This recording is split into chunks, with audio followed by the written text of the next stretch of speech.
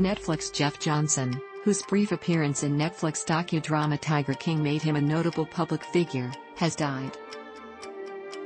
Per a statement from the Oklahoma City Police Department released to CNN on November 22, the reptile dealer died by suicide at the age of 58 on September 8.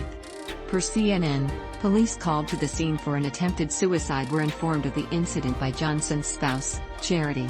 Johnson still had a pulse when paramedics arrived, but was later pronounced dead at the hospital. An incident report obtained by People magazine asserts that Johnson had no prior history of mental illness.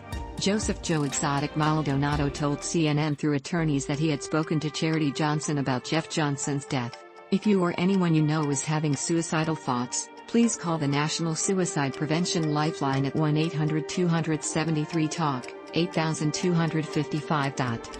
Johnson commented on the Baskin-Exotic feud back in Season 1. NetflixJeff Johnson was a reptile dealer by trade, which means he had contact with both animal rights activist Carole Baskin and zoo operator Joe Exotic, two of the series' most controversial and colorful stars. He appears in Episode 4 of Season 1 of Tiger King, entitled Playing with Fire. Johnson recounted the alleged enmity between Baskin and Exotic, which ultimately resulted in Exotic being sentenced to 22 years in prison for hiring a hitman to kill Baskin, among other charges, via a Department of.